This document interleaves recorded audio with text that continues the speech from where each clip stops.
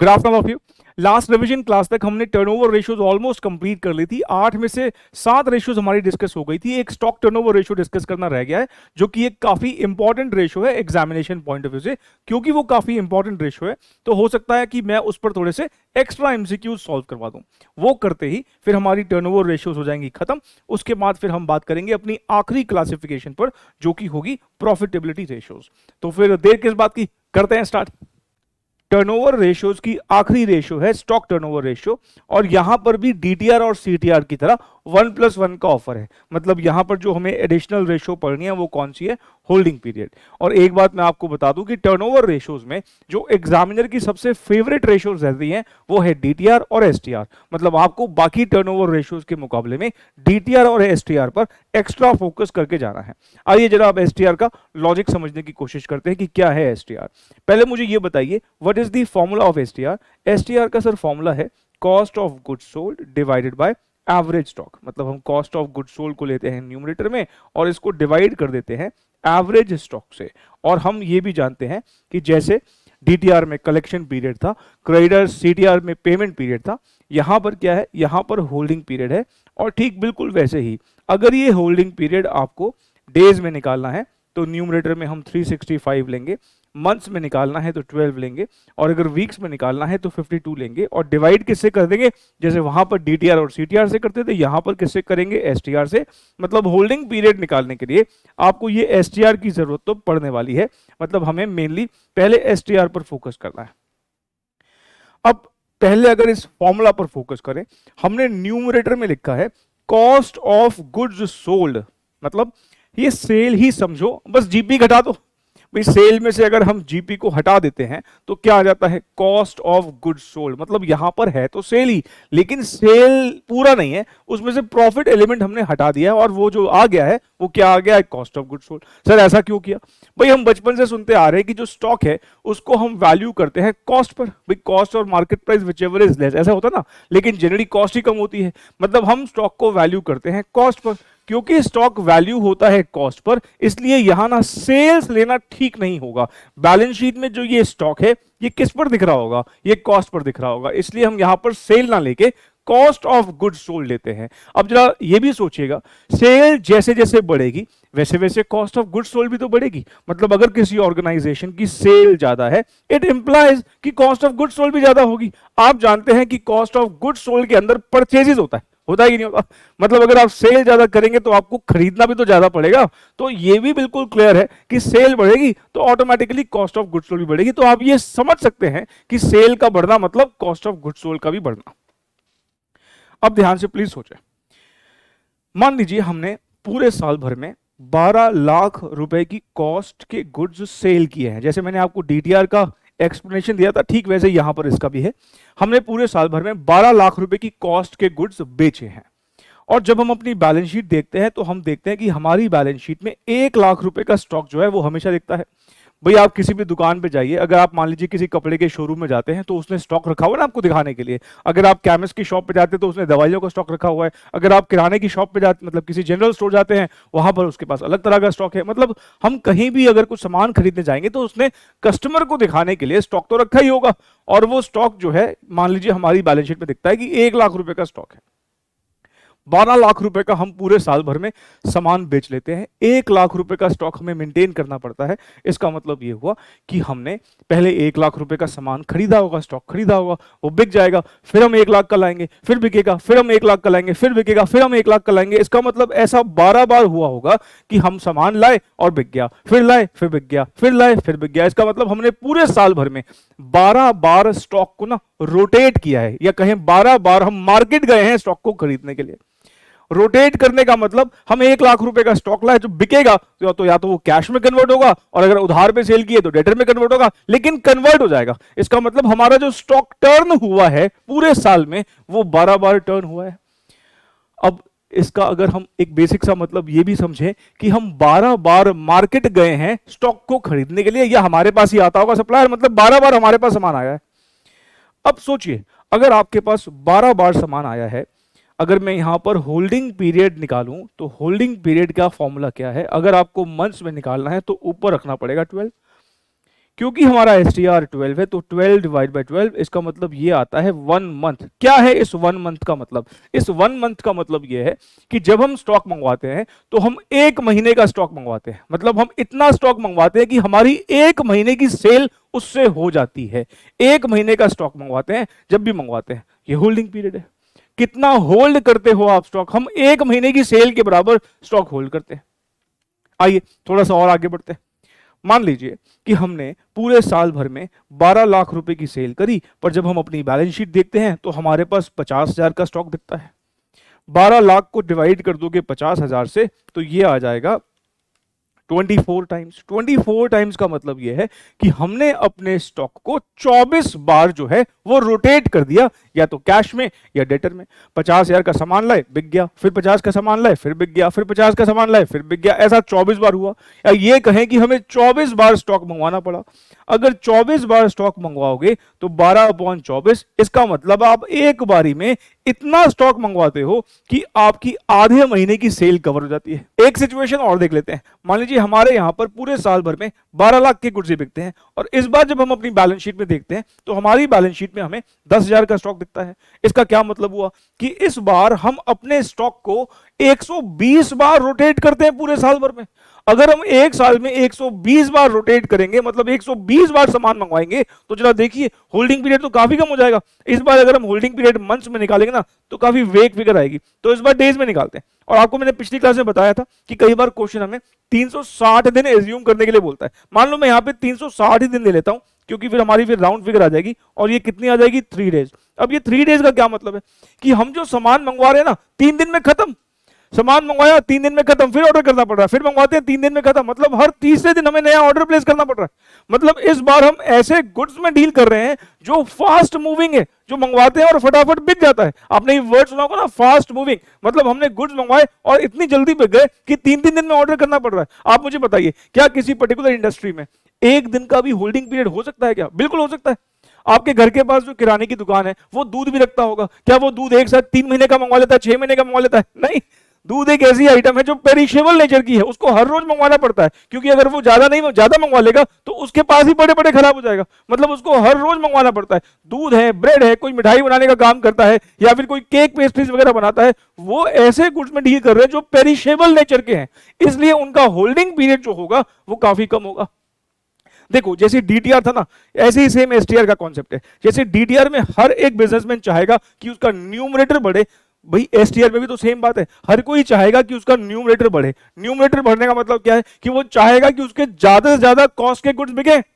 वो ज्यादा, भाई सेल ज्यादा होगी तो मतलब कॉस्ट ऑफ गुड्स भी ज्यादा होगी, तो हर एक बिजनेसमैन चाहेगा कि न्यूमरेटर बढ़े, और हर एक बिजनेसमैन ये भी चाहेगा कि उसका स्टॉक में इन्वेस्टमेंट कम से कम हो। वो चाहेगा कि स्टॉक में ज्यादा इन्वेस्टमेंट ना करना पड़े। हालांकि कुछ इंडस्ट्रीज की मजबूरी हो सकती है कि उनको स्टॉक में इन्वेस्टमेंट करना पड़ता है। मान लो एक कपड़े का शोरूम है, अब एक कपड़े का शोरूम है, उसको एक ही शर्ट के 5-6 कलर रखने पड़ते हैं, एक ही शर्ट के कई सारे साइज रखने पड़ते हैं। नहीं रखेगा तो कस्टमर जाएगा, कहेगा यार बताओ उसके पास वैरायटी नहीं होती, मतलब वो कस्टमर आगे से कभी आएगा नहीं, इसलिए उसकी मजबूरी फंस जाती है कि उसको ज्यादा स्टॉक रखना पड़ता है, वैरायटी दिखानी पड़ती है। लेकिन आजकल ऑनलाइन रिटेलिंग का जमाना है, अब अमेजॉन फ्लिपकार्ट का जमाना है, आजकल फोटो दिखा के बेचते हैं। नहीं, अब फोटो दिखा के बेच रहे हैं, इसका मतलब स्टॉक रखने की रिक्वायरमेंट खत्म तो नहीं हुई, लेकिन कम जरूर हो गई है, तो वहां पर एक अलग मॉडल चलेगा। पर इंडस्ट्री चाहे कोई भी हो, हर कोई चाहेगा कि उसका न्यूमरेटर बढ़े, मतलब कॉस्ट ऑफ गुड्स सोल्ड बढ़े, और डिनोमिनेटर घटे। और यहां पर भी एसटीआर में और होल्डिंग पीरियड में आप देख रहे हो इनवर्स रिलेशनशिप है। आप एसटीआर बढ़ाते जाओ, होल्डिंग पीरियड जो है वो घटता जाएगा। आइए जरा देख लेते हैं कि इसमें भी अब क्या क्या और बातें लिखी है। सारी बातें आप देखो कि डीटीआर सीटीआर से मिलती जुलती है। फॉर्मूला समझ में आ गया आपको? हाँ जी। होल्डिंग पीरियड भी समझ में आ गया। एवरेज स्टॉक क्यों ले रहे हैं यहां पर? क्योंकि यहां पर भी लास्ट डे का अगर हम स्टॉक ले लेंगे तो हो सकता है लास्ट डे एकाएक हमारा स्टॉक काफी बढ़ गया हो। मान लो हमने लास्ट डे में किसी सप्लायर ने हमें कहा ज्यादा ले लो, डिस्काउंट दे देंगे, हमने मंगवा लिया। अब ज्यादा मंगवा लिया आखिरी दिन पर, तो आखिरी दिन का स्टॉक हो सकता है काफी ज्यादा बढ़ गया, या हो सकता है हमारे पास एकदम से बहुत बड़ा ऑर्डर आ गया जिससे हमारा सारा स्टॉक खाली हो गया। तो लास्ट डे का अगर स्टॉक ले लेंगे तो वहां पे प्रॉब्लम है, इसलिए हम क्या लेते हैं? एवरेज। और एवरेज का लॉजिक मैंने आपको पिछली क्लास में डेटर्स के केस में जो है वो समझाया था। फिर हमने कहा कि अगर cost of goods sold given ना हो, सिर्फ इतना ही नहीं, cost of goods sold given ना हो और कैलकुलेट भी ना हो सकती हो। कई बार कॉस्ट ऑफ गुड्स सोल्ड दे नहीं रखी होती, लेकिन उसने इंफॉर्मेशन दी होती है जिसकी मदद से कॉस्ट ऑफ गुड्स सोल्ड निकल सकती है। अगर निकल सकती है तो फिर सीओजीएस को ही प्रेफरेंस देना है, लेकिन सीओजीएस अगर नहीं निकल सकती और उसने दे भी नहीं रखी तो उस केस में हम सेल्स ले लेंगे और हमारा एसटीआर का formula sales upon average stock हो जाएगा। यहां तक क्लियर है? अच्छा, अब आप मुझे बताइए, अब तो आपने लॉजिक समझ लिया, हाई एसटीआर का क्या मतलब है? अगर एसटीआर हमारी बहुत ज्यादा है, जैसे पीछे 120 टाइम्स थी, तो इसका क्या मतलब है? इसका मतलब है सामान लाया फटाफट बिक गया, लाए बिक गया, लाए बिक गया, लाए बिक गया। इसका मतलब ये कि अगर एसटीआर ज्यादा है तो हमारी ओवर ट्रेडिंग हो रही है। ट्रेडिंग का मतलब वो स्टॉक मार्केट वाली ट्रेडिंग नहीं, यहां पर ट्रेडिंग का मतलब क्या है? जब मान लो मैं गुड्स खरीदता हूं, बेचता हूं, खरीदता हूं, बेचता हूं, इसको ट्रेडिंग ही बोलते हैं। अगर हमारा एसटीआर ज्यादा है, इसका मतलब हम बहुत ज्यादा खरीद रहे हैं, बेच रहे हैं, खरीद रहे हैं, बेच रहे हैं, तो ओवर ट्रेडिंग है। और अगर एसटीआर लो है, दैट मींस हमारी अंडर ट्रेडिंग हो रही है। I hope everything is clear. तो इस पर आइए जरा कुछ इंपॉर्टेंट एमसीक्यूज भी देख लेते हैं जो एग्जाम से रिलेटेड है। क्वेश्चन नंबर 53 तक हमारी बात हो चुकी थी। क्वेश्चन नंबर 54 जो कि एसटीआर का है, आइए जरा देख लेते हैं। ये भी एग्जामिनेशन क्वेश्चन है। For the financial year ended 31st March 7, figures extracted from the balance sheet are as follows. हमें ओपनिंग स्टॉक दिया हुआ है, क्लोजिंग स्टॉक दिया हुआ है। इन दोनों की मदद से आप क्या निकाल सकते हो? Average stock. ओपनिंग और क्लोजिंग स्टॉक दे रखा है। कॉस्ट ऑफ गुड्स सोल्ड की उसे सीधे सीधे रेडीमेड फिगर दे रखी है और एसटीआर मांगा है। बेसिक सा क्वेश्चन है, आइए जरा निकाल देते हैं एसटीआर। एसटीआर का फॉर्मूला हमारा पहले बताइए क्या होता है? सर सीओजीएस को डिवाइड कर देते हैं एवरेज स्टॉक से। तो हमारा जो एवरेज स्टॉक है वो कैसे आता है? Opening stock plus closing stock divide by 2। तो हमारा ओपनिंग स्टॉक है 29,000, क्लोजिंग स्टॉक है 31,000 और ओपनिंग प्लस क्लोजिंग को अगर हम 2 से डिवाइड कर देते हैं तो ये हमारा एवरेज स्टॉक जो है वो 30,000 आ रहा है। उसके बाद अब आपको क्या करना है? उसके बाद इसको आप एसटीआर के फॉर्मूला में पुट कर दीजिए। कॉस्ट ऑफ गुड्स सोल्ड है 2,40,000 और ये है हमारा 30,000 और ये हो जाएगा 8 टाइम्स। 8 टाइम्स का मतलब सी। इजी सिंपल क्वेश्चन है, एग्जामिनेशन क्वेश्चन है। ऐसे क्वेश्चन बिल्कुल बिल्कुल आते हैं एग्जाम में। Question number 55, cost of goods sold दे रखा है 90 लाख रुपए का, परचेजेस दे रखी है 96 लाख, क्लोजिंग स्टॉक है 18 लाख रुपए और हमें एसटीआर कंप्यूट करने के लिए बोला है। एसटीआर के लिए हमें दो चीजें चाहिए होती है। कौन कौन सी? एक कॉस्ट ऑफ गुड्स सोल्ड और दूसरा एवरेज स्टॉक। जहां तक कॉस्ट ऑफ गुड्स सोल्ड का सवाल है वो तो हमें यहां पर गिवन है और हमें एवरेज स्टॉक चाहिए होता है। एवरेज स्टॉक तो नहीं लेकिन क्लोजिंग स्टॉक दे रखा है, लेकिन हम चाहें तो यहां पर एवरेज स्टॉक निकाल सकते हैं। एवरेज स्टॉक के लिए हमें दो चीजें चाहिए होती है। क्या क्या? एक ओपनिंग स्टॉक और दूसरा क्लोजिंग स्टॉक। क्लोजिंग स्टॉक है, ओपनिंग स्टॉक निकालने में हमें यहां पर कॉस्ट ऑफ गुड्स सोल्ड मदद करेगी। आप याद करो जब मैंने आपको इनकम स्टेटमेंट एक्सप्लेन की थी तो वहां पर मैंने सीओजीएस पर आपको अच्छा खासा वहां पर मैंने टाइम दिया था सीओजीएस को एक्सप्लेन करने में। आज के दिन के लिए तो दिया था, मुझे पता है भाई मैं कुछ भी आपको फालतू नहीं करवा रहा। मैं नहीं चाहता कि आपका किसी भी तरीके से कोई टाइम खराब करूं। आप अगर मेरी रिवीजन क्लास देख रहे हैं तो आपको उसका बेनिफिट मिलना चाहिए। तो मैंने जितनी बातें करी हैं वो यूज होंगी थ्रू आउट कहीं ना कहीं, और एग्जाम में कहीं ना कहीं उनका बहुत अच्छे वाला रिलेवेंस है। तो कॉस्ट ऑफ गुड्स सोल्ड जो है वो हमने डिस्कस किया था और वहां पर हमने देखा था कि कॉस्ट ऑफ गुड्स सोल्ड का फॉर्मूला होता है ओपनिंग स्टॉक। मैंने वहां लॉजिकली सारी बातें बताई थी, plus purchases minus closing stock. याद है आपको? ऐसा कुछ हमने डिस्कस किया था। अच्छा, सीओजीएस कितना है? 90 लाख। ओपनिंग स्टॉक हमारा यहां पर नहीं पता, वही तो निकालना है। परचेजेस हमें कितना पता है? 96 lakh minus closing stock 18 lakh. क्योंकि हम सारी फिगर्स लैक्स में ले रहे हैं तो हमारा ओपनिंग स्टॉक भी लैक्स में ही आएगा। लैक्स में आ जाएगा कितना? ये 90 माइनस 96 प्लस 18, ये हो जाएगा 90 प्लस 18 माइनस 96, 12 लाख रुपए। 12 लाख रुपए आ गया। अब आप चाहें तो एवरेज स्टॉक निकाल सकते हैं। एवरेज स्टॉक जो है opening plus closing divide by 2, मेरे ख्याल से ये हो जाएगा 15 लाख। ठीक, अब हो गया खत्म। STR is equals to COGS is 90 lakh divided by 15, 6 times. 6 times हो गया हमारा। B is the answer.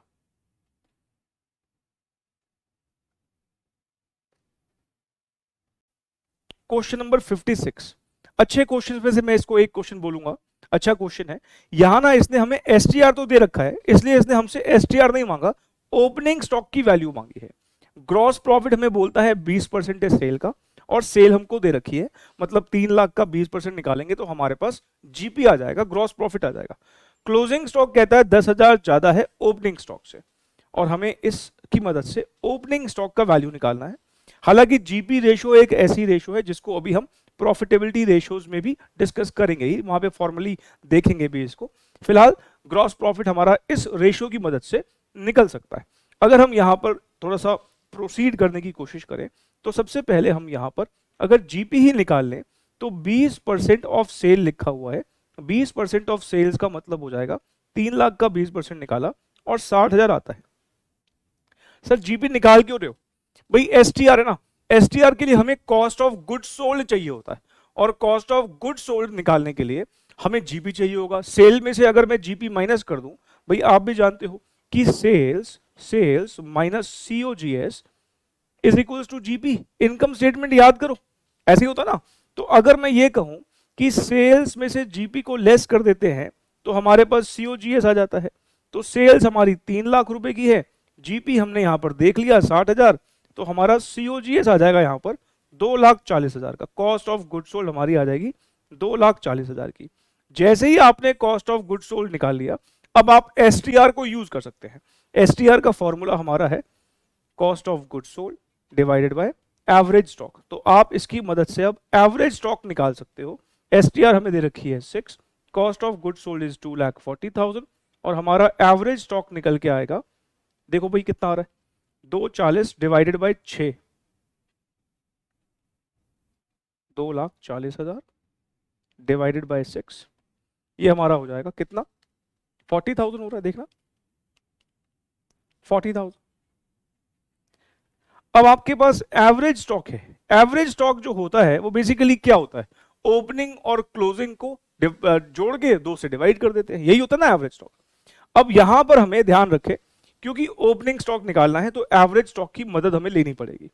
हमें ना यहां पर एक लाइन दे रखी है, क्या लाइन दे रखी है कि जो हमारा क्लोजिंग स्टॉक है वो ओपनिंग स्टॉक से 10,000 ज्यादा है। इसका मतलब ये हुआ कि अगर हम ये कह लें let opening stock be x, अगर हम ओपनिंग स्टॉक को x मान ले तो फिर हम ये कह सकते हैं कि जो हमारा क्लोजिंग स्टॉक है वो है x प्लस 10,000। क्या इसमें कोई प्रॉब्लम है भैया? इक्वेशन में कोई दिक्कत है? नहीं, क्योंकि कह रहा क्लोजिंग स्टॉक ना ओपनिंग से 10,000 ज्यादा है, तो ओपनिंग स्टॉक को अगर x मान लो तो closing stock is x plus 10,000। अच्छा, अब आप मुझे ये बताइए what is the formula for average stock? Sir average stock का फॉर्मूला होता है opening plus closing divide by 2, opening stock plus closing stock divide by 2। Average stock हमारा है 40,000 का, ओपनिंग स्टॉक हमने मान लिया है x, और क्लोजिंग स्टॉक हम कह रहे हैं x प्लस 10,000 डिवाइडेड बाय 2। यहां तक कोई दिक्कत? ये जो है ये x क्या है, ये x ओपनिंग स्टॉक है, और ये x प्लस 10 क्या है, ये x प्लस 10 क्लोजिंग स्टॉक है। x प्लस 10 क्या है, क्लोजिंग स्टॉक। अब x के लिए सॉल्व कर लीजिए। जैसे ही आप x के लिए सॉल्व करते हैं तो आपका ओपनिंग स्टॉक निकल आएगा, क्योंकि आपने ओपनिंग स्टॉक को ही तो x माना है। तो 80,000 is equals to 2x plus 10,000, तो हमारा 2x is equals to 70,000, x is equals to 35,000। तो हम कह सकते हैं therefore opening stock is equals to 35,000।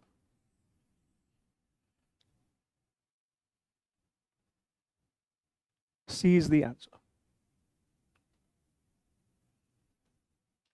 अब एक बात यहां पर ध्यान देने वाली है, इस क्वेश्चन में हो सकता है कि वो क्लोजिंग स्टॉक भी पूछ ले, पॉसिबिलिटी है भाई सेम क्वेश्चन आ जाएगा क्लोजिंग स्टॉक पूछ लेगा। अब क्लोजिंग स्टॉक जब पूछता है ना तो बच्चा ना x निकालते ही सोचता है कि मेरा काम हो गया, और 4 ऑप्शन में जब वो 35,000 देखता है तो वो उसी को टिक कराता है, भूल जाता है कि उसने क्लोजिंग स्टॉक पूछा है। अगर मान लो क्वेश्चन ने क्लोजिंग स्टॉक पूछा है तो ध्यान रखना closing stock is 10,000 more than opening stock, मतलब 35 में 10 जोड़ना पड़ेगा, x में 10 जोड़ना पड़ेगा, 45 will be the closing stock. अगर वो क्लोजिंग स्टॉक पूछता है तो फिलहाल यहां उसने ओपनिंग स्टॉक पूछा था, तो हमारा आंसर यही है। क्वेश्चन नंबर 57 को रीड करें उससे पहले मेरी एक बात सुनिए प्लीज। देखिए हमने देखा कि डेटा टर्नओवर रेशो के साथ कलेक्शन पीरियड था, सीटीआर के साथ पेमेंट पीरियड था, और एसटीआर के साथ होल्डिंग पीरियड था। और ये जो कलेक्शन पीरियड, पेमेंट पीरियड या होल्डिंग पीरियड है ना, इसके लिए कई बार एग्जामिनर वर्ड यूज करता है वेलोसिटी, मतलब वो कलेक्शन पीरियड ना बोल के बोलेगा डेटर वेलोसिटी, या फिर वो होल्डिंग पीरियड ना बोल के बोलेगा स्टॉक वेलोसिटी, और पेमेंट पीरियड की जगह वो बोलेगा क्रेडिटर्स वेलोसिटी। हमने टर्नओवर रेशियोज के 4 नाम देखे थे, जिसमें से एक नाम वेलोसिटी रेशियोज भी है। और ये वेलोसिटी रेशियोज जो वर्ड यूज होता है वो किसके लिए होता है, या तो कलेक्शन पीरियड के लिए, या पेमेंट पीरियड के लिए, या फिर होल्डिंग पीरियड के लिए। और मैं ये बात अगर आपको नहीं भी बताता तब भी आप क्वेश्चन नंबर 57 वैसे ही सॉल्व कर लेते, क्योंकि इतना मैंने आपके साथ डिस्कशन पहले ही कर रखा है। एग्जामिनेशन क्वेश्चन है, आइए जरा देख लेते हैं। कहता अगर किसी ऑर्गेनाइजेशन का बहुत ज्यादा एसटीआर है, very high STR, which of the following statement is false. तो कह रहा बताइए उस केस में इनमें से कौन कौन सी स्टेटमेंट फॉल्स है। इसको छोड़ो, पहले मुझे बताओ अगर हमारे बहुत हाई एसटीआर है तो इसके क्या क्या कंक्लूजन हम ड्रॉ कर सकते हैं। सर पहला कंक्लूजन कि हमारे पास बहुत ज्यादा फास्ट मूविंग गुड्स है। फास्ट मूविंग गुड्स मतलब ऐसे गुड्स हैं जो लाते हैं और बिक जाते हैं। अगर एसटीआर ज्यादा है, क्योंकि एसटीआर और होल्डिंग पीरियड में मतलब एसटीआर और वेलोसिटी रेशियो में इनवर्स रिलेशनशिप होता है। अगर एसटीआर ज्यादा है तो वेलोसिटी रेशियो कम होगी। अच्छा मैंने बताया था अगर एसटीआर ज्यादा है इसका मतलब हमारी ओवर ट्रेडिंग हो रही है। ओवर ट्रेडिंग मतलब लाते हैं बेचते हैं, लाते हैं बेचते हैं, बहुत ज्यादा ट्रेडिंग कर रहे हैं, नहीं ऐसे कुछ बातें थी। अब जरा देख लीजिए आप, कह रहे बताइए कौन सी स्टेटमेंट फॉल्स है। अगर एसटीआर ज्यादा होगा तो of course stock velocity ratio, जो कि यहां बेसिकली किसको रेफर करने की कोशिश कर रहा है, होल्डिंग पीरियड, वो तो लो होगा ही। इसका मतलब ये वाली स्टेटमेंट जो है करेक्ट है। Stock has many fast moving goods, fast moving item, ये भी करेक्ट है। देयर इज अंडर ट्रेडिंग, यहां ये मार खा गया। अगर हमारा एसटीआर ज्यादा होता है तो अंडर ट्रेडिंग नहीं ओवर ट्रेडिंग होती है। This statement is false. और दूसरा बोलता है funds blocked in working capital are less. इसका मतलब ये कहना चाह रहा है working capital, stock working capital का ही पार्ट होता है ना। अगर हमारा एसटीआर ज्यादा है दैट मींस हमने हो सकता है स्टॉक में कम ब्लॉकेज कर रखा हो। स्टॉक में कम पैसा ब्लॉक्ड है, इसका मतलब वर्किंग कैपिटल में कम पैसा ब्लॉक्ड है। आई होप कि आपको ये क्लियर हो गया होगा। चलिए अब आगे बढ़ते हैं। देखिए अभी ना एसटीआर से रिलेटेड कुछ और भी मैं कुछ क्वेश्चंस करवाऊंगा जो बहुत फेवरेट है एग्जामिनर के, लेकिन वो कनेक्टेड हैं प्रॉफिटेबिलिटी रेशियोज के साथ। मतलब प्रॉफिटेबिलिटी रेशियोज के साथ वो इंटीग्रेट होकर एग्जाम में पूछे जाते हैं। तो हम ऐसा करते हैं, एसटीआर के मैं कुछ अभी 1, 2 या 3 क्वेश्चंस कुछ और करवाऊंगा, लेकिन पहले मैं प्रॉफिटेबिलिटी रेशियो जो हमारी लास्ट क्लासिफिकेशन है उसकी तरफ बढ़ते हैं, और फिर हम एसटीआर के कुछ क्वेश्चंस पर वापस लौटेंगे। ठीक है, आइए अपनी आखिरी कैटेगरी की तरफ बढ़ते हैं। हमारी लास्ट कैटेगरी है प्रॉफिटेबिलिटी रेशियोज। प्रॉफिटेबिलिटी रेशियोज में जो ये पहली रेशियो ना ग्रॉस प्रॉफिट रेशियो, ये काफी बार कनेक्ट होके आती है, इंटीग्रेट होके आती है, किसके साथ, एसटीआर के साथ। तो पहले मैं इस वाली रेशियो के बारे में थोड़ी बात कर लेता हूं और फिर बाकी रेशियोज के बारे में बात करूंगा। आइए पहले थोड़ा जीपी रेशियो के बारे में डिस्कशन करते हैं। देखिए हम ये बात जानते हैं कि अगर हम सेल्स में से, मान लीजिए सेल्स 10,000 रुपए की है, इसमें से अगर हम कॉस्ट ऑफ गुड्स सोल्ड को माइनस कर दें जो कि मान लीजिए 8,000 रुपए है, तो हमारा निकल के आ जाता है ग्रॉस प्रॉफिट। और यही ग्रॉस प्रॉफिट को अगर मैं परसेंटेज की टर्म्स में बोलना चाहूं तो उसको हम नाम दे देते हैं कि वो भाई हमारी जीपी रेशियो है। Unless specified otherwise GP ratio ना हमेशा और हमेशा सेल्स के कॉन्टेक्स्ट में होती है। मतलब हम 2000 को 10,000 के रिस्पेक्ट में परसेंटेज में निकालते हैं, मतलब जीपी अपॉन सेल्स इनटू 100 होता है हमेशा। अगर क्वेश्चन में कभी कुछ ना बोला हो तो हमेशा सेल्स के रिस्पेक्ट में ही होता है, मतलब जीपी रेशियो हमेशा सेल्स के ही हम कॉन्टेक्स्ट में बात करते हैं। लेकिन कई बार ना एग्जामिनर ना हमें बेवकूफ बनाने की कोशिश करता है।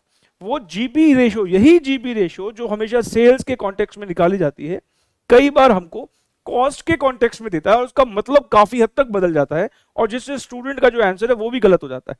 हमें क्या ध्यान रखना है, अगर वो कॉस्ट के कॉन्टेक्स्ट में देगा तो कैसे देगा। मान लो जैसे यहां पर हम देखें तो हमारी कॉस्ट कितनी है 8,000, तो वो ये 2,000 ना 8,000 के रिस्पेक्ट में बताता है। अगर वो 2,000 8,000 के रिस्पेक्ट में बताएगा, आप अगर कैलकुलेटर पे निकालेंगे तो ये 25% आएगा। मतलब इस बार अगर हम कॉस्ट ऑफ गुड्स सोल्ड के रिस्पेक्ट में बोले, कॉस्ट के रिस्पेक्ट में बोले, तो जीपी रेशियो बदल गया। बदलना ही है ऑफ कोर्स, जब हमारा बेस ही चेंज हो गया। हम एक बार 10,000 के रिस्पेक्ट में बोल रहे हैं, एक बार 8,000 के रिस्पेक्ट में बोल रहे हैं, तो उस केस में रेशियो तो बदलेगी बदलेगी। इस बात का अब आपको बहुत खास ध्यान रखना है। जीपी रेशियो को लेकर एग्जामिनर कई बार गड़बड़ करता है। वो कई बार कॉस्ट के रिस्पेक्ट में देता है और बच्चे को लगता है नहीं सेल के रिस्पेक्ट में ही होगी। मैंने अभी तक इस बात पर क्यों फोकस नहीं किया, क्योंकि अभी हमने जीपी रेशियो जो पीछे क्वेश्चन में करी भी वहां पे सेल के रिस्पेक्ट में था, देखना। लेकिन अब मैं जो आपके साथ कुछ एक आध क्वेश्चन डिस्कस करूंगा वहां पर कॉस्ट के रिस्पेक्ट में होगा। अब हमें क्या ध्यान रखना है, आप ध्यान से प्लीज देखिएगा। अगर हमारा प्रॉफिट मान लीजिए 25% ऑफ कॉस्ट है, जैसे कि यहां पर हम देख रहे हैं 25% कॉस्ट का है, तो हम इसे सिंप्लीफाई करें तो हम ये कह रहे हैं कि 1/4 ऑफ कॉस्ट है। 1/4 ऑफ कॉस्ट का मतलब 4 रुपए की कॉस्ट है और 1 रुपए का हमारा प्रॉफिट मार्जिन है। अगर 4 रुपए की कॉस्ट है और 1 रुपए का प्रॉफिट मार्जिन है तो सेलिंग प्राइस क्या होना चाहिए? 5 रुपए। भाई 4 रुपए की कॉस्ट, 1 रुपए का प्रॉफिट, तो सेलिंग प्राइस क्या होना चाहिए? 5 रुपए। इसका मतलब 1/4 ऑफ कॉस्ट बराबर होता है 1/5 ऑफ सेल्स। भाई अगर कॉस्ट अगर 4 है तो सेलिंग प्राइस 5 रुपए है। हम ये बोले कि 4 रुपए की कॉस्ट पर 1 रुपए का मुनाफा कमा रहे हैं, या फिर ये बोले कि 5 रुपए के सेलिंग प्राइस पर 1 रुपए का मुनाफा कमा रहे हैं, एक ही बात है। अब चेक कर लीजिए, यहां पर अगर आप देखोगे तो ये क्या आ रहा है? 1/5, ये सेल के रिस्पेक्ट में था। यहां पे क्या आ रहा है? 1/4, ये कॉस्ट के रिस्पेक्ट में था। मैं आपको ना एक शॉर्टकट बताना जा रहा हूं। शॉर्टकट क्या है? आपको कभी भी अगर मान लीजिए वो कहता है कि हमारा जो प्रॉफिट है वो 1/5 ऑफ कॉस्ट है, तो 1/5 ऑफ कॉस्ट का मतलब ये ऑटोमेटिकली क्या होता है कि 1/6 ऑफ सेल्स होगा। अगर हमारा प्रॉफिट 1/7 ऑफ कॉस्ट है तो क्या होना चाहिए? 1/8 ऑफ सेल। बेसिकली न्यूमरेटर को आप डिनोमिनेटर में जोड़ रहे हो। और लॉजिकली सोचो, सेल वैल्यू हमेशा ज्यादा होगी, इसलिए आप जब सेल के कॉन्टेक्स्ट में बोलेंगे तो वहां पर बड़ी हुई वैल्यू आएगी नीचे। अच्छा, मैं थोड़ा सा आपके लिए टिपिकल सा देता हूं। मान लो 3/5 ऑफ कॉस्ट है। 3/5 ऑफ कॉस्ट का क्या मतलब है? 5 रुपए की कॉस्ट, 3 रुपए का प्रॉफिट। तो 5 रुपए की कॉस्ट और 3 रुपए का प्रॉफिट मतलब सेलिंग प्राइस 8 रुपए। न्यूमरेटर को डिनोमिनेटर में जोड़ दो, कॉस्ट प्लस प्रॉफिट क्या हो जाएगा? Selling price. तो हमारा ये क्या आ जाएगा? 3/8 ऑफ सेलिंग प्राइस। ऐसे ही मैं आपसे कहूं कि बताओ 11/30 ऑफ कॉस्ट है, तो आप क्या बोलोगे? Sir 11/41 of cell. 30 रुपए की कॉस्ट, 11 रुपए का प्रॉफिट, तो सेलिंग प्राइस कितने का? 41। एक लास्ट मुझे बताओ, मान लो ऐसा कुछ हो 11/30 ऑफ सेलिंग प्राइस। अब ध्यान रखें, यहां पे मैंने क्या दिया है? ये सेलिंग प्राइस के कॉन्टेक्स्ट में। अगर मुझे कॉस्ट के कॉन्टेक्स्ट में निकालना है तो कॉस्ट हमेशा कम होगी। कितनी कम होगी? सेलिंग प्राइस में से प्रॉफिट को निकाल दो, तो 30 में से 11 को निकाल देंगे तो क्या बचेगा? ये हो जाएगा 11/19 ऑफ कॉस्ट। आप मुझे बताइए, क्या ये बात समझ में आ रही है? तो आपको बड़े ध्यान से देखना है कि जीपी जो है ना, जीपी पे बड़ा फोकस कीजिएगा। कई बार एग्जामिनर ने बेवकूफ बनाया कि जीपी किसके रिस्पेक्ट में है। अगर कॉस्ट के रिस्पेक्ट में है तो हमें बड़ा एक्टिव होकर काम करना है, और सेल्स के रिस्पेक्ट में तो भी हमें देखना है कि गिवन क्या है। अभी मैं करवाऊंगा तो बात आपको ज्यादा समझ में आएगी। आइए जरा ऐसा करते हैं, पहले वो एसटीआर वाले कुछ बचे हुए क्वेश्चंस कर लेते हैं जो जीपी के साथ कनेक्टेड है, फिर अपनी प्रॉफिटेबिलिटी रेशियोज को आगे बढ़ाएंगे। आइए जरा करते हैं वो क्वेश्चंस। क्वेश्चन नंबर 58 ना उसी कॉन्सेप्ट पर बेस्ड है जो मैंने आपको अभी अभी बताया। आइए जरा रीड करें। कह रहा कंपनी की परचेजेस जो है वो 385 लाख की है, सेल्स 510 लाख की है, और क्लोजिंग स्टॉक जो है वो 58 लाख का है। अब ध्यान से वर्ड्स को देखिए।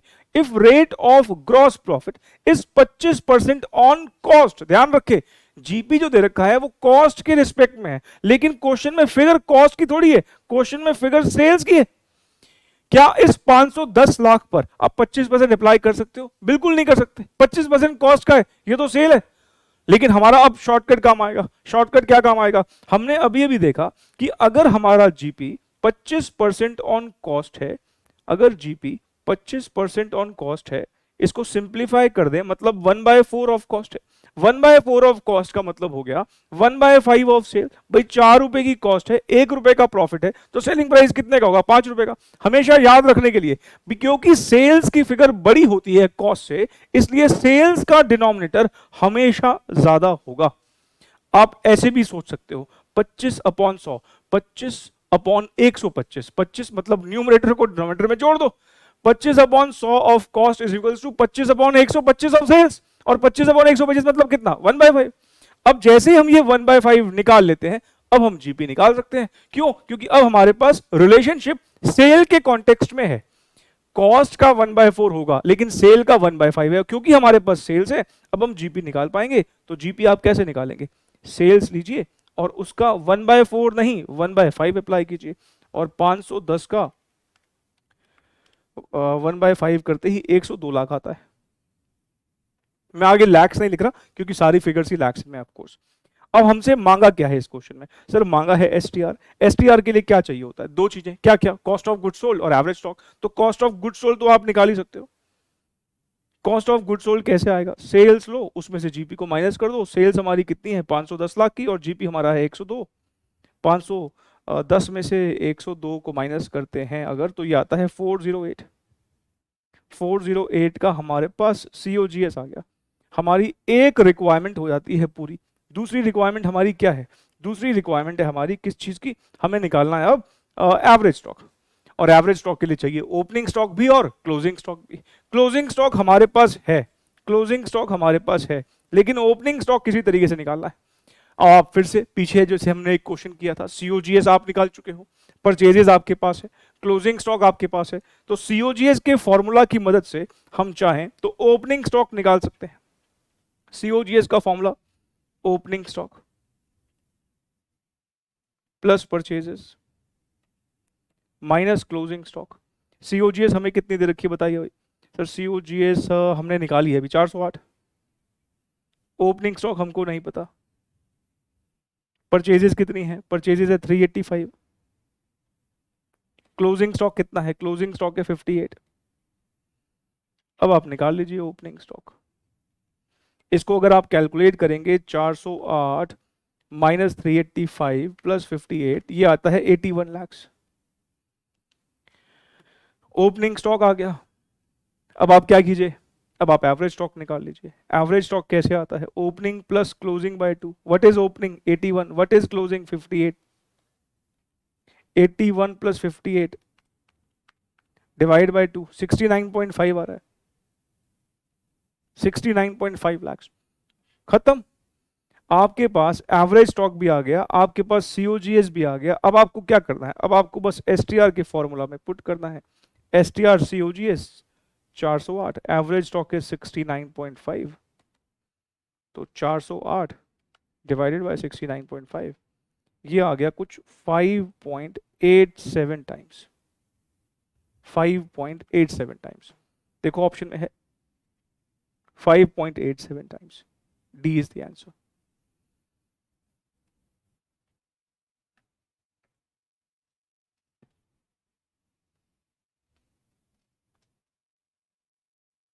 क्वेश्चन नंबर 59, ये भी एक एग्जामिनेशन क्वेश्चन है। मैं हालांकि आपको रिवीजन क्लास है ना, तो करवाई सारे एग्जाम के क्वेश्चंस रहा हूं ताकि हम रिलेवेंट रखें अपने डिस्कशन को। आइए, following information is given for x limited.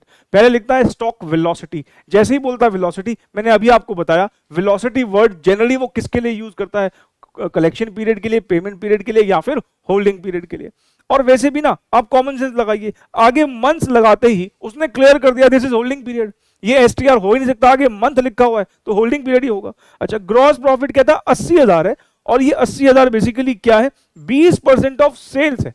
80,000 है जीपी हमारा, और 20% सेल का निकला हुआ है। अच्छा जी, कह रहा closing stock of the year is 25,000 more than the opening stock. इसने हमसे एसटीआर नहीं मांगा, इसने हमसे क्या मांगा है? ओपनिंग एंड क्लोजिंग स्टॉक का वैल्यू मांगा है। अब आप जरा यहां पर लॉजिकली सोचिए कैसे करेंगे आप। सर हमें ग्रॉस प्रॉफिट दिया हुआ है, अगर हमें ग्रॉस प्रॉफिट दिया हुआ है, कितना दिया हुआ है? 80,000, और उसने ये भी बताया है कि जो ये जीपी है ये 20% है। किसका 20% है? सेल्स का 20% है। मतलब अगर हम सेल का 20% करते हैं तो 80,000 आता है। तो आप इसकी मदद से सेल्स निकाल सकते हो कि नहीं निकाल सकते? सर बिल्कुल निकाल सकते हैं। तो 80,000 इंटू 100 बाई 20, मेरे ख्याल से ये 4 लाख आना चाहिए। एक बार आप चेक करना 4 लाख ही आ रहा है क्या? सेल हमारी यहां पर है 4 लाख। हाँ जी, तो 4 लाख ही आ रहा है। 4 लाख आ गया। अब क्या करोगे आप? सर अब हम करेंगे क्या करना चाहिए बताओ सर? सर जीपी है, सेल है, सीओजीएस निकल सकता है। हाँ, जीपी है, सेल है, सीओजीएस निकल सकता है। कैसे निकलेगा? Sir COGS is equals to sales minus GP. 4 lakh minus 80,000, COGS is equals to 3,20,000। अब आप आगे कैसे बढ़ोगे? सर हमने सीओजीएस निकाल लिया, और सीओजीएस यूज होती है एसटीआर में, लेकिन एसटीआर तो है नहीं।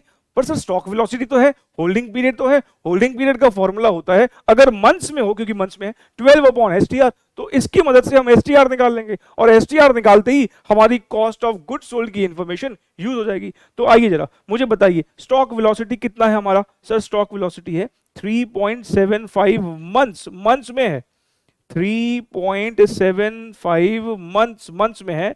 और अगर मंथ्स में है तो न्यूमरेटर में क्या रखना है हमें? न्यूमरेटर में रखना है 12। तो 12 upon what? 12 upon STR is equals to 3.75।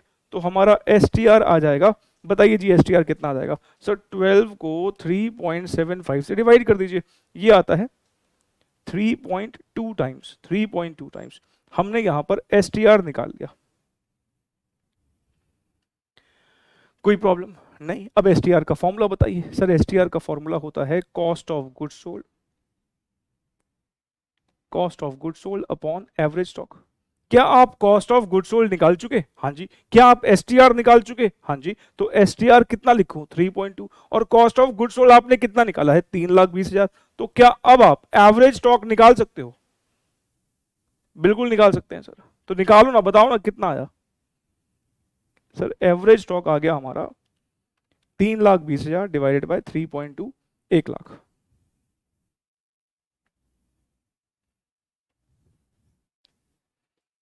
अब एवरेज स्टॉक आ गया हमें, लेकिन ओपनिंग और क्लोजिंग की इंफॉर्मेशन चाहिए। अभी ठीक पहले ही हमने एक बात देखी थी जहां पर ओपनिंग क्लोजिंग स्टॉक निकालना था। हम ओपनिंग स्टॉक को फिर से इस बार एक्स मान लेते हैं, क्योंकि इस बार इसने वापस से क्या बोला है? पिछले को पहले हमने एक क्वेश्चन किया था ऐसा, जहां पे क्या लिखा था? क्लोजिंग स्टॉक ओपनिंग स्टॉक से इतना ज्यादा है। यहां पर भी यही बोला है कि क्लोजिंग स्टॉक ओपनिंग स्टॉक से 25,000 ज्यादा है। वहां पे सिर्फ ओपनिंग मांगा था, यहां पर ओपनिंग क्लोजिंग दोनों मांगा है। तो क्या करें भाई? Let opening stock be x. अगर ओपनिंग स्टॉक एक्स है तो हम कह सकते हैं कि जो क्लोजिंग स्टॉक होगा वो एक्स प्लस 25,000 होगा। और हम ये बात जानते हैं कि एवरेज स्टॉक जो आता है वो आता है opening stock plus closing stock divided by 2। Average stock आपने कितना निकाल दिया सर? एवरेज स्टॉक हमने 1,00,000 निकाला है। अच्छा जी, ओपनिंग स्टॉक आपने एक्स मान रखा है और क्लोजिंग स्टॉक कितना है? X plus 25। अब आप वापस से यहां पर x के लिए कंप्यूट कर लीजिए। ये हो जाएगा यहां पर 2,00,000, ये हो गया 2x प्लस 25। बताइए जी x कितना आ रहा है सर? 2,00,000 माइनस 25 हो गया 175 divide by 2, 87,500। This is opening stock. ध्यान रखें ये ओपनिंग स्टॉक है। Therefore opening stock is equals to 87,500। अच्छा जी, क्लोजिंग स्टॉक कैसे आएगा सर? ओपनिंग में 25 जोड़ दो, 87,500 में 25,000 जोड़ दो। एक्स, ये एक्स है ना, एक्स प्लस 25। तो 87,500 87,500 में 25,000 जोड़ देते हैं तो आता है 1,12,500। 1,12,500, 1,12,500 और 87,500, कौन सा ऑप्शन सही होगा? सी is the answer.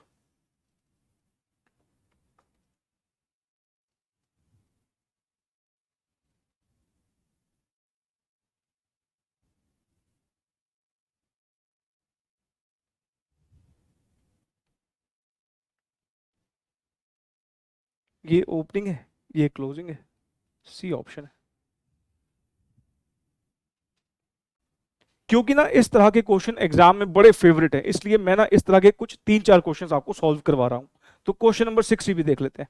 Question number 60 अगर हम देखें, हमें एवरेज इन्वेंट्री दे रखी है 125 लाख। एवरेज इन्वेंट्री मतलब एवरेज स्टॉक दे रखा है। इन्वेंट्री टर्नओवर रेशियो, स्टॉक आपको पता ना, इन्वेंट्री और स्टॉक एक ही बात होती है। स्टॉक टर्नओवर रेशियो 8 टाइम्स की दे रखी है। प्रॉफिट हमें दे रखा है 20% ऑन सेल्स। प्रॉफिट क्या दे रखा है? 20% ऑन सेल। और हमसे अमाउंट ऑफ सेल मांगा है। इस बार क्या मांगा है? सेल का अमाउंट मांगा है।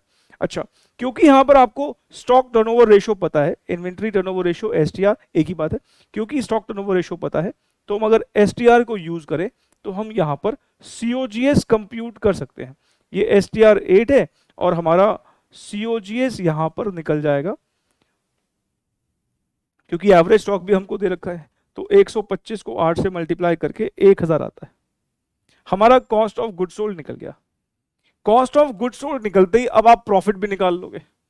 कैसे निकालोगे प्रॉफिट सर? प्रॉफिट उसने बोला है 20%। ध्यान रखना, उसने हमको प्रॉफिट 20% दिया तो है, लेकिन किसका 20% है? वो सेल्स का 20% है। 1/5 सेल का है। लेकिन मेरे पास क्या है? मेरे पास तो कॉस्ट है, तो मुझे प्रॉफिट भी किसके रिस्पेक्ट में चाहिए? कॉस्ट के रिस्पेक्ट में चाहिए। तो 1/5 of sale is equals to 1/4 of cost. Cost का डिनोमिनेटर हमेशा कम होगा, सेल्स का डिनोमिनेटर हमेशा ज्यादा होगा। तो हमारा प्रॉफिट कितना आ जाएगा? प्रॉफिट हमारा आ जाएगा 1,000 का 1/4, 250 हो जाएगा। और सेल निकालने के लिए क्या करना चाहिए आपको? सेल निकालने के लिए प्रॉफिट को और कॉस्ट को जोड़ दो। तो सेल्स निकालने के लिए क्या करें? COGS plus GP। COGS is 1000 plus 250, 1250 lakh.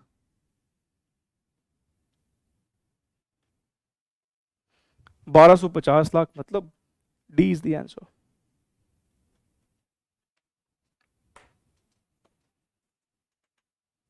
ये एक बहुत ही प्यारा क्वेश्चन है, इसलिए बस हम ये आखिरी क्वेश्चन और करेंगे STR के ऊपर, फिर हम अपनी बची हुई प्रॉफिटेबिलिटी रेशियोज पर फोकस करेंगे। आइए देखें क्या लिखता है। टोटल सेल दे रखी है हमें 24 लाख रुपए की। इन्वेंट्री टर्नओवर STR दे रखा है 4.8 टाइम्स। बोलता है ये COGS के बेसिस पे है। ये तो बात हमें पता ही है, स्टॉक टर्नओवर रेशियो किसके बेसिस पे होती है? COGS के बेसिस पे होती है। अब बच्चों ने बेवकूफी पता है क्या की? जब ये क्वेश्चन एग्जाम में आया, बच्चों ने आगे पढ़ा ही नहीं, उन्होंने सिर्फ 25% पढ़ के छोड़ दिया। अच्छा जीपी रेशियो 25% है, इतना पढ़ा, 25% पढ़ा, आगे पढ़ा ही नहीं, ये चीज पढ़ी ही नहीं, क्वेश्चन सॉल्व कर दिया। मतलब 25%, क्योंकि by default GP ratio sale के कॉन्टेक्स्ट में होती है। 24 लाख का 25% निकाला, 6 लाख का जीपी निकाला, 18 लाख का COGS निकाला और क्वेश्चन पूरा का पूरा सॉल्व कर दिया। और मजे की बात ये कि जो ये गलत किया ना बच्चों ने, इसके भी आंसर दे रखे हैं इसमें 4 ऑप्शन में। और भाई जब मेरा निकाला हुआ आंसर आ जाएगा तो मुझे तो खुशी होगी, अरे मेरे को लगेगा ठीक किया है, और बाद में लगता है पता नहीं यार क्या गलती रह गई, पेपर तो अच्छा हुआ था। नहीं, तो क्वेश्चन को ध्यान से पढ़ना जरूरी है। पहली बात, यहां पर COGS कॉस्ट के कॉन्टेक्स्ट में है, सेल्स के कॉन्टेक्स्ट में नहीं है, तो ये पहली ही बेवकूफी अगर हो जाएगी तो पूरा गलत हो जाएगा। तो हमारा जीपी यहां पर 25% है कॉस्ट का। अगर वो 1/4 ऑफ कॉस्ट है तो 1/5 ऑफ सेलिंग प्राइस होगा। इसका मतलब जीपी निकालने के लिए आपको क्या करना पड़ेगा? 1/5 लेना पड़ेगा 24 लाख का। 25% नहीं ले सकते। 24 लाख का 1/5 होता है 4,80,000। पहले तो ये समझे, दिस इज जीपी। 6 लाख नहीं है जीपी, 480 है जीपी। जीपी आते ही क्या करोगे आप? कॉस्ट ऑफ गुड सोल्ड निकाल दोगे। सेल्स में से जीपी को घटा दो। सेल्स कितनी है? 24 लाख। जीपी है 480। 24 में से 480 को माइनस करो। सर हम COGS निकाल क्यों रहे हैं? अरे भाई STR में यूज करेंगे ना। हमारा COGS आ गया। देख लें एक बार मांगा क्या है इसने हमसे। ओपनिंग स्टॉक मांगा है और परचेजेस मांगे हैं। ओपनिंग स्टॉक मांगा है और परचेजेस मांगे हैं। चलिए आइए हम STR यूज कर लेते हैं, जो उसने हमें 4.8 दे रखी है। STR COGS upon average stock 4.8, 19,20,000। तो हम यहां से एवरेज स्टॉक जो है वो कंप्यूट कर सकते हैं। 19,20,000 को 4.8 से डिवाइड करके 4 लाख आता है।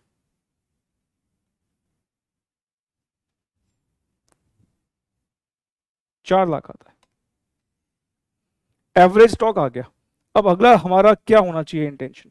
सर वही लाइन वापस से बोल रखी है, closing inventory is 60,000 more than opening inventory. इस लाइन की मदद से अब आप मुझे बताइए, क्या ओपनिंग और क्लोजिंग स्टॉक नहीं निकाल सकते? निकाल सकते हैं। निकालो ना, फिर क्या सोच रहे हो? निकालो ओपनिंग स्टॉक। क्या कहोगे आप? Let opening stock be x.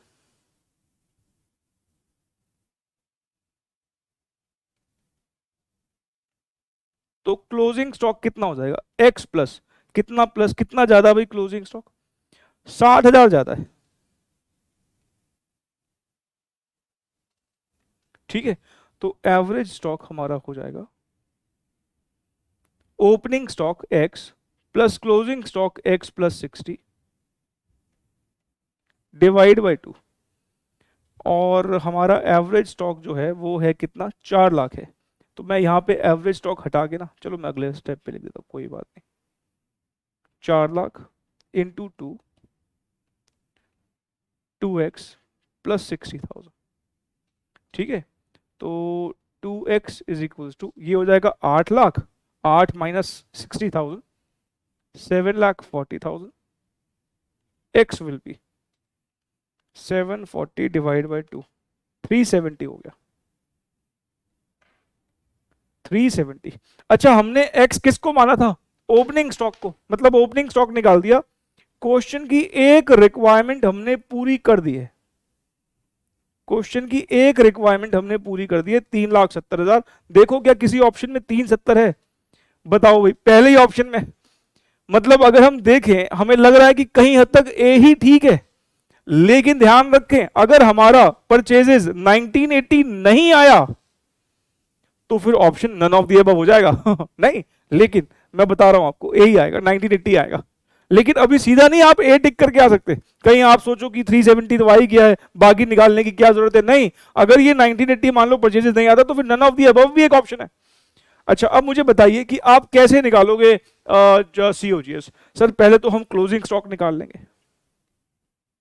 Closing stock कैसे निकालोगे? सर ओपनिंग स्टॉक में 60,000 जोड़ देंगे, 4 30 हो गया ना। अब क्या करोगे? सर ओपनिंग स्टॉक है, हाँ है, क्लोजिंग स्टॉक है, बिल्कुल है, सीओजीएस है, वो भी है, तो परचेजेस निकल जाएगा सीओजीएस का फॉर्मूला यूज करके। सीओजीएस का फॉर्मूला होता है opening stock plus purchases minus closing stock. What is COGS? Sir COGS हमने निकाला 1920, opening stock 370 plus purchases minus closing stock 430। Solve कर लो, परचेजेस बता दो कितना आएगा।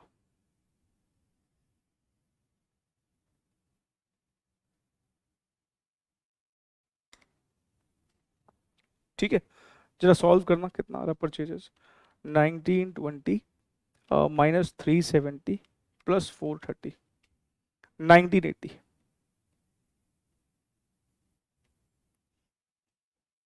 ठीक है, तो दो चीजें मांगी थी उसने, क्या क्या? ओपनिंग स्टॉक और परचेजेस, 370 और 1980,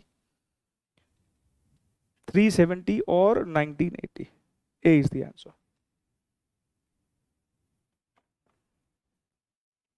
370 ये ओपनिंग स्टॉक है और 1980 ये परचेजेस है, तो ए हमारा आंसर हो जाएगा। बहुत ही प्यारा क्वेश्चन था, लेकिन एक नंबर के लिए बहुत लेंदी था। लेकिन हमारा क्वेश्चन पेपर ना ऐसा डिजाइन होता है, ऐसे बहुत सारे क्वेश्चन होते हैं जो बहुत जल्दी हो जाते हैं, और कुछ क्वेश्चन वो लेंदी भी दे देता है, तो कोई दिक्कत नहीं है, एक आध अगर लेंदी आप भी, या हमारा कॉन्सेप्ट बस क्लियर होना चाहिए, वो अगर है तो हम वो लेंदी क्वेश्चन भी सॉल्व कर लेंगे। प्रॉफिटेबिलिटी रेशियोज में जो हमें अगली रेशियो देखनी है वो है नेट प्रॉफिट रेशियो। देखो, नेट प्रॉफिट और ग्रॉस प्रॉफिट में फर्क किस चीज का होता है? फर्क होता है खर्चों का। जब हम ग्रॉस प्रॉफिट निकालते हैं तो सिर्फ एक ही खर्चा माइनस करते हैं, और वो है कॉस्ट ऑफ गुड्स सोल्ड, मतलब सिर्फ डायरेक्ट खर्चा माइनस करते हैं। कॉस्ट ऑफ गुड्स सोल्ड एक डायरेक्ट खर्चा है। लेकिन जब हम नेट प्रॉफिट निकालते हैं तो डायरेक्ट के साथ साथ सारे के सारे इनडायरेक्ट खर्चे और हर तरह के खर्चे माइनस कर देते हैं, और जब हम बोलते हैं भाई ये रहा वो प्रॉफिट जो मालिकों के लिए कमाया है। मालिकों के लिए कौन सा प्रॉफिट कमाया जाता है? पैट।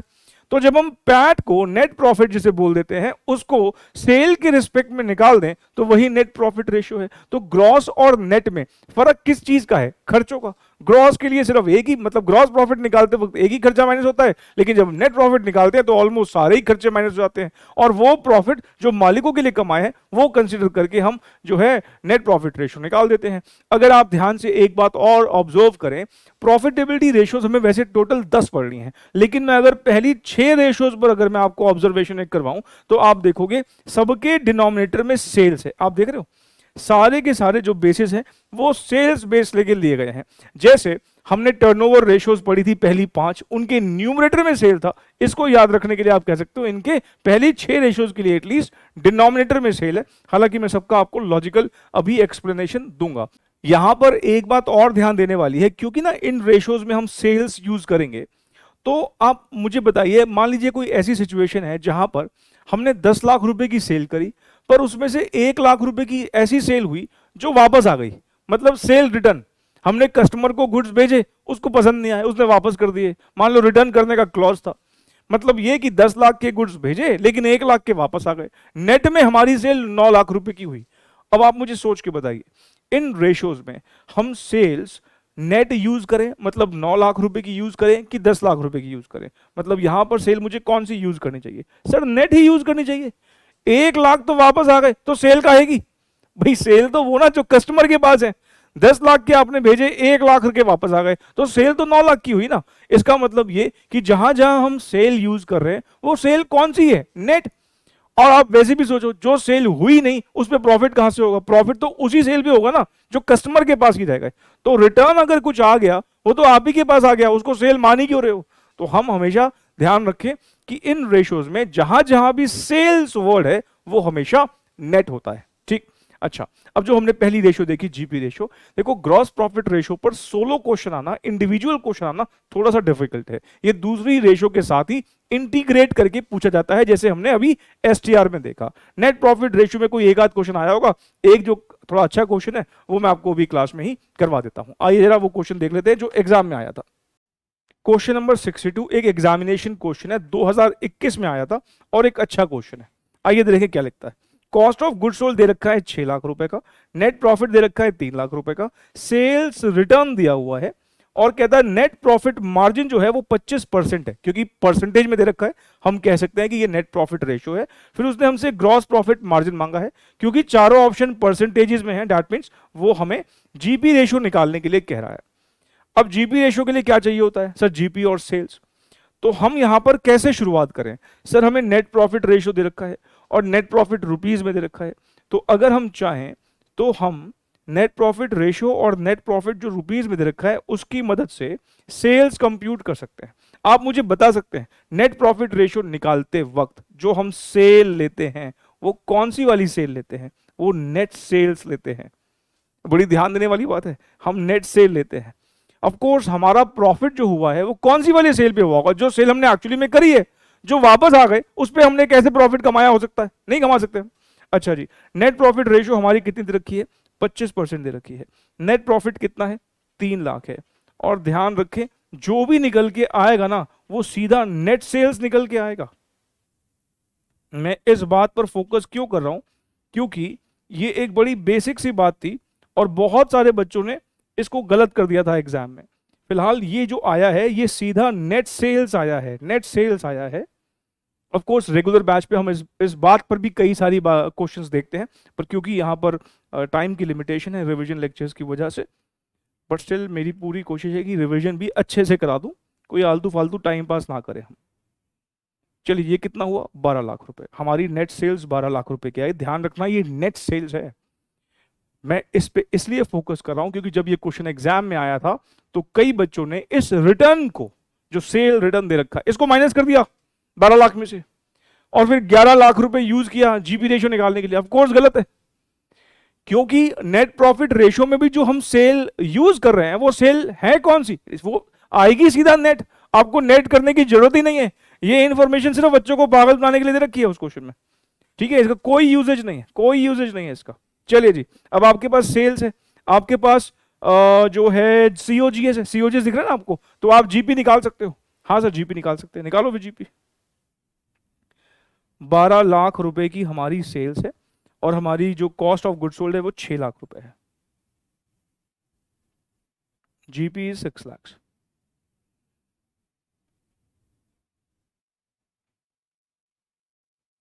तो 6 लाख का जीपी, 12 लाख की सेल, 50% जीपी रेशो हो गया। डी।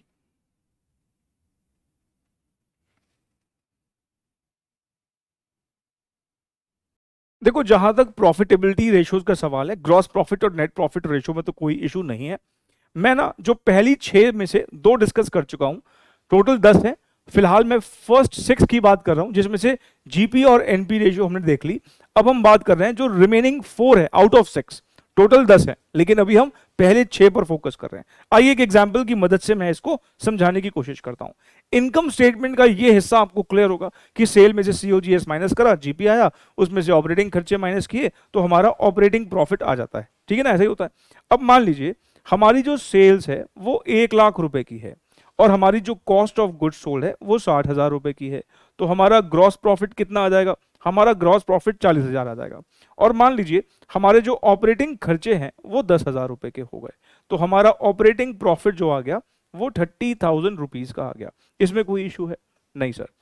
तो अब आप एक बात और यहां पर चाहें तो ऑब्जर्व कर सकते हैं कि जो हमारी सेल्स है 1 लाख रुपए की, इसमें से ही हमने कुछ पैसे दे दिए कॉस्ट ऑफ गुड्स सोल्ड के लिए। कितने पैसे दे दिए? 60,000 रुपए दे दिए। फिर हमने कुछ पैसे यूज कर लिए ऑपरेटिंग खर्चों के लिए, कुछ पैसे यूज कर लिए ऑपरेटिंग एक्सपेंसेस के लिए।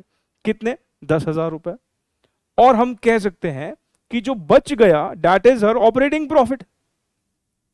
भाई मैं बड़ी कॉमन सेंस वाली बात कर रहा हूं यहां पर, कोई हाई फाई रॉकेट साइंस नहीं है ये। मैं सिंपली आपको इस इनकम स्टेटमेंट को थोड़ा सा मैंने डिफरेंट तरीके से आपके सामने प्रेजेंट किया है। हम कह रहे हैं भी 1 लाख रुपए की हमारी सेल हुई, 60,000 रुपए खर्च कर दिए, 40 बचे, 40 में से फिर 10 और खर्च कर दिए, 30 बचे। और ये 30 को आप क्या कह रहे हो? इस 30,000 को आप अपना ऑपरेटिंग प्रॉफिट बोल रहे हो। यही तो बात है। मैंने बस थोड़ा सा इसको एक चार्ट फॉर्म में आपके सामने प्रेजेंट कर दिया जो अभी वर्टिकल फॉर्म में था। अब यही चीजों को मैं अगर परसेंटेजेस में निकाल देता हूं तो वो रेशो का नाम ले लेते हैं। मैं अगर आपको ये कहूं कि हमारी जो ऑपरेटिंग प्रॉफिट है वो सेल का 30% है, तो क्या कोई दिक्कत है? नहीं। अगर मैं यहां पर कहता हूं कि हमारा ऑपरेटिंग प्रॉफिट सेल्स का 30% है तो कोई प्रॉब्लम नहीं है। अगर मैं आपको यह कहता हूं कि हमारे ऑपरेटिंग खर्चे सेल्स के 10% है तो आपको इसमें भी कोई प्रॉब्लम नहीं होनी चाहिए। और मैं अगर यह कहूं कि हमारी कॉस्ट ऑफ गुड्स सोल्ड हमारी सेल का 60% है तो इसमें भी कोई प्रॉब्लम नहीं चाहिए। 60/1 लाख × 100, मतलब ये कि अगर हम 1 लाख रुपए की सेल करते हैं तो हमारा 60% कॉस्ट ऑफ गुड्स सोल्ड में खर्च हो जाता है।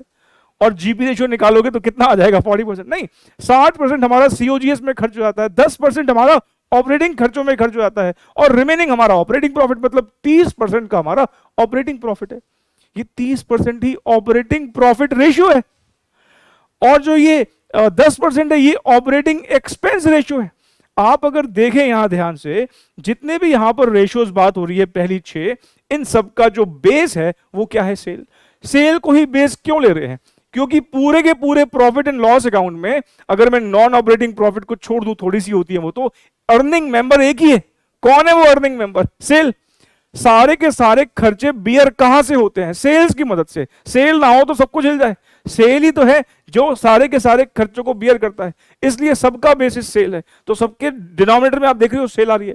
और एक बात और नोटिस करने वाली है, पहली 6 रेशियोज में सारी चीजें ना इनकम स्टेटमेंट से ली गई हैं। जीपी कहां पे आता है? Income statement. एनपी कहां पे आता है? Income statement. Operating profit income statement. Operating expenses income statement. आप देखो अगर यहां पे सीओजीएस, ऑपरेटिंग, ये सब इनकम स्टेटमेंट की आइटम्स है। मतलब तभी तो इनको प्रॉफिटेबिलिटी रेशियोज का हिस्सा, कि ये प्रॉफिटेबिलिटी को कंप्यूट करने की हेल्प कर रहे हैं। तो 6 रेशियोज जो हैं यहां पर, ये आप देखोगे इनकम स्टेटमेंट से ली गई हैं। चलो ये तो एक ऐसे ही हमने बात कर लिया आपके साथ।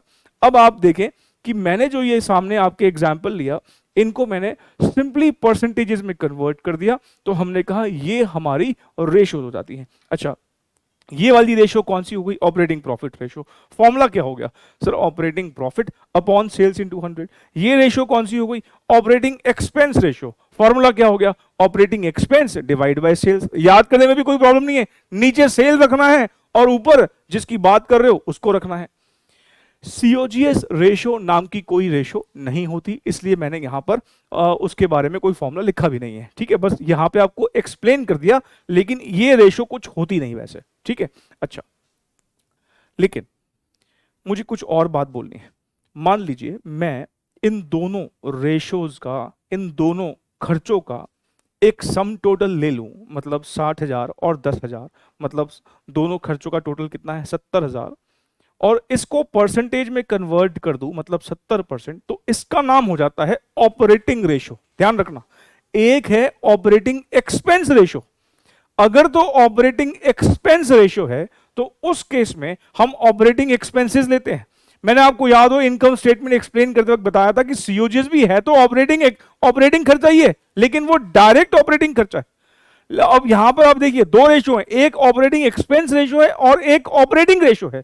अगर हमें क्वेश्चन कहे ऑपरेटिंग रेशो निकालो तो ऑपरेटिंग रेशो में आप सीओजीएस भी लेंगे और ऑपरेटिंग खर्चे भी लेंगे। लेकिन अगर आपको क्वेश्चन कहे ऑपरेटिंग एक्सपेंस रेशो निकालो तो सिर्फ आप ऑपरेटिंग एक्सपेंस ही लेंगे। कहने का मतलब यह हुआ कि हम यहां पर पहली बात सीओजीएस नाम की कोई रेशो नहीं देखते। जीपी रेशो एनपी रेशो हो गया। अब हम कह रहे हैं कि और भी रेशो हैं। एक operating profit ratio. Operating profit ratio क्या है? Operating profit upon sales in 200। दूसरी कौन सी? Operating expense ratio. Operating expense ratio कैसे आ जाएगा? Operating expense divide by sales in 200। और एक और रेशो है ऑपरेटिंग रेशो। ऑपरेटिंग एक्सपेंस और ऑपरेटिंग रेशो में फर्क क्या है? जब हम सिर्फ ऑपरेटिंग वर्ड बोलते हैं तो उसमें सीओजीएस और ऑपरेटिंग खर्चे दोनों जोड़ के लिए जाते हैं। मतलब अगर मैं 70,000 को रेशो में कन्वर्ट कर दूं तो वो ऑपरेटिंग रेशो कहलाएगी। अब आप जरा एक बात को और ऑब्जर्व कीजिए, ध्यान से देखिएगा प्लीज, बहुत ध्यान से। 1,00,000 रुपए की हमारी सेल हुई, हमारे 70,000 रुपए ऑपरेटिंग खर्चों में लग गए। सीओजीएस भी एक ऑपरेटिंग खर्चा है और ये भी ऑपरेटिंग एक्सपेंस। 70,000 लग गए और बच गया क्या? 30,000 का प्रॉफिट बच गया। मतलब अगर हमारा 70% ये है तो ऑपरेटिंग प्रॉफिट 30% होगा। कहने का मतलब ये कि मैं आपको अगर ये बता दूं कि ऑपरेटिंग रेशो 80% है तो आप ये खुद से ही बता सकते हैं कि 20% is our operating profit ratio. भाई अगर हमारा 70% यहां पर ऑपरेटिंग रेशो है तो 30% ऑपरेटिंग प्रॉफिट है। अगर ये 80 है तो वो 20 है। कहने का मतलब ये हुआ क्योंकि ये दोनों, ये 70 कंबाइन करके बोल रहा हूं, ये 70 और ये 30 निकले तो सेल्स में सही है। अगर ये 70 है तो ये 30 है। अगर ये 80 हो जाएगा दोनों को मिला के तो ये 20 हो जाएगा। अगर ये दोनों मिला के 60 है तो ये 40 हो जाएगा। कहने का मतलब ये दोनों निकले तो कहां से है? सेल से ही। इसलिए ऑपरेटिंग रेशो का और ऑपरेटिंग प्रॉफिट रेशो का सम 100% होगा। या फिर यह भी कह सकते हैं कि अगर सीओजीएस नाम की भी कोई रेशो होती तो COGS ratio, operating expense ratio और ऑपरेटिंग प्रॉफिट रेशो का सम टोटल जो है वो 100% होता। मेरे ख्याल से ये बात आपको समझ में आ गई होगी। अब जरा आइए एक बार फॉर्मूलाज देख लेते हैं। ग्रॉस प्रॉफिट रेशियो और नेट प्रॉफिट रेशियो पर तो बात हमारी हो ही गई थी। ऑपरेटिंग प्रॉफिट रेशियो का फॉर्मूला अभी हमने देख ही लिया। क्या होता है ऑपरेटिंग प्रॉफिट रेशियो का formula? Operating profit upon sales in 200। Operating expense ratio का operating expense upon sales in 200। Operating ratio अगर सिंपली ऑपरेटिंग बोले तो सीओजीएस और ऑपरेटिंग खर्चे दोनों आते हैं। ऑपरेटिंग एक्सपेंस बोलेगा तो हम सिर्फ ऑपरेटिंग एक्सपेंस लेंगे। लेकिन अगर ऑपरेटिंग रेशियो बोलेगा तो सीओजीएस और ऑपरेटिंग एक्सपेंसेस दोनों आ जाते हैं। और ये ना नाम की रेशियो है, एक्सपेंस रेशियो। मान लो मुझे किसी खर्चे को ट्रैक करना है, मुझे लगता है कि हम ये देखना चाहते हैं कि हमारे पिछली बार एम्प्लॉइज पर कितना खर्चा हुआ और इस बार एम्प्लॉइज पे कितना खर्चा हुआ। तो हो सकता है मैं सैलरी कॉस्ट नाम की कोई रेशो निकाल दूं। सैलरी कॉस्ट रेशो क्या हो जाएगी? जितना भी सैलरी पे किया डिवाइडेड बाय सेल्स इनटू 100। मैं अपने बैड डेट्स को ट्रैक करना चाहता हूं तो मैं क्या करूंगा? Bad debt upon sales into 100। मैंने देखा अच्छा पिछली बार हमारी सेल का 1.5% जो है वो बैड डेट हो गया था, इस बार देखा 2% है तो आधा % बढ़ गया। अब ये हमारे जो रिकवरी डिपार्टमेंट है उसको देखना पड़ेगा कि भाई बैड डेट्स क्यों हो रहे हैं। कहने का मतलब ये कि ये जो एक्सपेंस रेशो है ये किसी भी खर्चे के बेसिस पे निकाली जा सकती है। इसमें तो आप इवन सीओजीएस रेशो भी निकाल सकते हो। नहीं, कोई भी खर्चा लो डिवाइड कर दो सेल्स इनटू 100 से। एडमिनिस्ट्रेटिव एक्सपेंस रेशो निकालनी है तो ऊपर रखो एडमिनिस्ट्रेटिव एक्सपेंस, नीचे रखो sales into 100। Material consumed ratio निकालनी है तो मटेरियल कंज्यूम्ड अपॉन सेल्स। मतलब जो भी रेशो निकालनी हो, जिस भी खर्चे की रेशो निकालनी हो, उस खर्चे को रखो ऊपर, डिवाइड कर दो सेल से और मल्टीप्लाई कर दो 100 से। अब इन पहली 6 रेशो में आप देखो ध्यान से, जो पहली 3 रेशो हैं वो प्रॉफिट को बिलोंग करती है। GP, net profit, gross profit, operating profit. और प्रॉफिट्स जितने ज्यादा हो उतना बढ़िया। इसलिए पहली 3 रेशो के लिए कहा जाता है कि जितनी हायर रेशो होगी उतना फेवरेबल होगा। और जो नीचे वाली 3 है वो खर्चे की है। Operating expense ratio, operating ratio में भी क्या आ रहा है? सीओजीएस और ऑपरेटिंग खर्चे आ रहे हैं, और कोई और भी एक्सपेंस में तो एक्सपेंस ही आ रहे हैं। इसका मतलब जो ये वाली 3 रेशो है क्योंकि इसमें खर्चे हैं तो इसके लिए क्या कहा जाएगा कि जितना कम होगा उतना बेहतर। खर्चा जितना कम हो उतना बेहतर और प्रॉफिट जितना ज्यादा हो उतना बेहतर। तो पहली 6 रेशो में मुझे नहीं लगता कि कोई प्रॉब्लम अब होनी चाहिए। Gross profit ratio, net profit ratio, operating profit ratio जितना ज्यादा होगा फेवरेबल है, और ऐसे ही ऑपरेटिंग एक्सपेंस, ऑपरेटिंग और एक्सपेंस रेशो जितना कम होगा उतना फेवरेबल है। अब जैसे कि आप देख रहे हैं कि इस प्रॉफिटेबिलिटी रेशियोज में ये 4 रेशियोज को डिस्कस करना रह गया है। अगली क्लास में आते ही हम पहले इन 4 रेशियोज को डिस्कस कर लेंगे और प्रॉफिटेबिलिटी रेशियो से रिलेटेड जो एग्जाम एमसीक्यूज हैं वो एक बार हम देख लेंगे, और फिर उसके बाद ना इस चैप्टर के जो इंपॉर्टेंट थियोरेटिकल कॉन्सेप्ट्स हैं उसको हम रिवाइज करेंगे और हमारा रेशियो का रिवीजन हो जाएगा कंप्लीट। फिर देखते हैं कौन सा टॉपिक शुरू करते हैं। मिलते हैं हम अगली क्लास में। Thank you so very much, take care, bye.